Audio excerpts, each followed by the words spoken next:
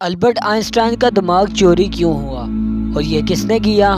مزید بات کرتے ہیں ویڈیو میں بانٹ کر۔ DIN کی ویڈیو میں ایک بار پھر سے آپ سب کو خوش آمدید۔ تو یہ بات ہے 18 اپریل 1955 کی۔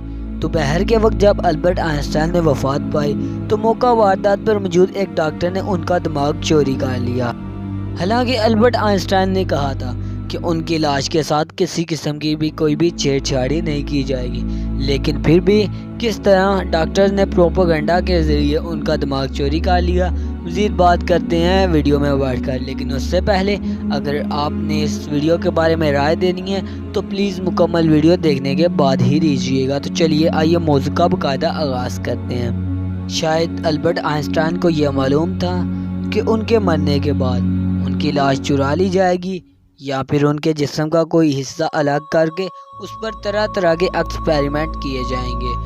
شاید البرٹ آئنسٹائن اس بات سے باخبر تھے، اسی لیے انہوں نے اپنے مرنے سے پہلے یہ وصیت کر دی تھی کہ ان کی لاش کے ساتھ کسی قسم کی بھی کوئی چھیڑ چھاڑی نہیں کی جائے گی۔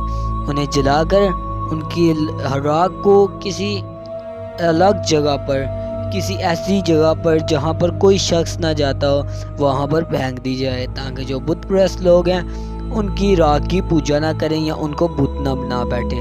وہ جانتے تھے ان کا دماغ بہت قیمتی ہے، اسی لیے انہوں نے یہ کہا تھا، اور ان کی نصیحت کے بعد بھی ایسا نہ ہوا۔ ڈاکٹر ہاروے تھامس نے ان کے مرنے کے بعد ان کی کھوپڑی چیر کر ان کے جسم سے دماغ کو الگ کر لیا اور پھر راہ فرار حاصل کر لی۔ کچھ ہی دیر بعد اس بات کا علم عام بندے کو ہو گیا اور انہوں نے اس بات پر بحث کرنا شروع کر دی کہ البرٹ آئنسٹائن کا دماغ آخر کس شخص نے چوری کیا ہے۔ لیکن ڈاکٹر ہاروے نے البرٹ آئنسٹائن کے بیٹے کو اس بات پر رضامند کرنے کے لیے مطمئن کیا۔ کوشش بھی اس کے لیے اس نے بہت زیادہ کی کہ کسی نہ کسی طرح وہ البرٹ آئنسٹائن کے دماغ پر اس کو اجازت دے دے ریسرچ کے لیے۔ چنانچہ البرٹ آئنسٹائن کے بیٹے نے اس بات کی اجازت دے دی کہ وہ محض اس کے باپ کے دماغ پر صرف تجربے کر سکتا ہے تاکہ اس سے مفید معلومات حاصل ہو اور جس سے آنے والے لوگوں کے دماغ میں بہتری لائی جا سکے۔ چنانچہ ڈاکٹر ہاروے نے البرٹ آئنسٹائن کے دماغ پر اپنے فارغ وقت میں بہت زیادہ ریسرچز کرنا شروع کر دی۔ کچھ ہی دیر بعد البرٹ آئنسٹائن کا دماغ چوری کرنے والے سائنٹسٹ ہاروے کو پرنسٹن ہاسپٹل سے رفع دفع کر دیا گیا۔ چنانچہ وہاں سے اس کی چھٹی ہوگی ہمیشہ کے لیے۔ پھر وہ اپنی بیوی کو لے کر امریکہ میں چلا گیا، جہاں پر اس نے البرٹ آئنسٹائن کے دماغ کے 240 ٹکڑے کر کے دو مختلف جاروں میں بند کر کے اپنے گھر کے تہخانے میں چھپا دیا۔ لیکن اس کی شریکہ حیات یعنی بیوی نے اس کی دھمکی دی کہ وہ اس کے دماغ کو ٹھکانے لگا دے گی۔ چنانچہ ڈاکٹر ہاروے نے اس دماغ کو ایک محفوظ جگہ پر دوسری جگہ پر شفٹ کر دیا اور وہ اپنے فارغ اوقات میں البرٹ آئنسٹائن کے دماغ پر تجربے کرنے لگا۔ کچھ ہی وقت کے بعد البرٹ آئنسٹائن کے دماغ چوری کرنے والے ڈاکٹر ہاروے کا میڈیکل لائسنس کینسل ہو گیا اور وہ قانونی طور پر البرٹ آئنسٹائن کے دماغ پر تجربہ کرنے کے قابل نہ رہا۔ چنانچہ اس نے اور مختلف ڈاکٹرز کو اپنے ساتھ اس بات پر رضامند کیا کہ وہ البرٹ آئنسٹائن کے دماغ پر تجربات کریں گے اور وہ ڈاکٹرز بھی مان گئے، جس کے بعد انہوں نے البرٹ آئنسٹائن کے دماغ پر تجربات کرنے شروع کر دی۔ اب یہ کہانی مزید آگے سے ایک نیا روپ لیتی ہیں، تو ویڈیو کو چھوڑنا نہیں، بات کرتے ہیں اب اگلے موضوع کی طرف۔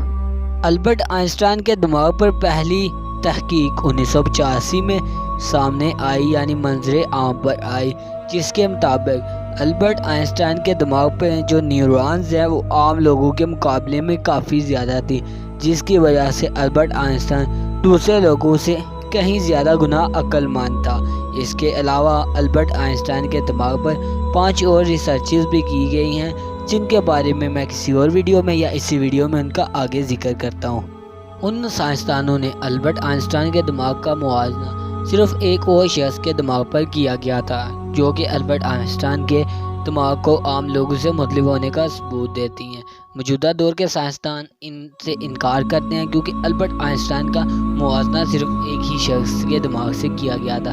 وہ کہتے ہیں کہ البرٹ آئنسٹائن کے دماغ میں نیورون زیادہ تھی، جس کی وجہ سے البرٹ آئنسٹائن عام لوگوں سے کافی زیادہ عقل مند تھے، لیکن یہ بات بالکل غلط ہے، کیونکہ قرآن مجید میں اللہ تعالیٰ نے ارشاد فرمایا ہے کہ بے شک ہم نے آدمی کو اس کی شکل پر بنایا ہے، جس سے یہ بات واضح سامنے آتی ہے کہ ہر انسان کا دماغ ایک جیسا ہی ہوتا ہے، اور اس کو سائنس بھی تسلیم کرتی ہے، اور سائنس کہتی ہے کہ ہر انسان کا دماغ ایک جیسا ہی ہوتا ہے، نہ کہ مختلف۔ وہ البرٹ آئنسٹائن کے دماغ کے بارے میں بھی یہی خیال رکھتی ہیں کہ سب کا دماغ ایک جیسا ہے، اور البرٹ آئنسٹائن کا دماغ بھی عام لوگوں کی طرح ہی تھا۔ اب بات یہ کھل کر سامنے آتی ہے کہ ہر شخص کا دماغ بھلے ہی ایک جیسا ہوتا ہے، پر دماغ کو کس طرح استعمال کیا جاتا ہے، اس بات کا تجربہ کوئی شخص رکھتا ہے۔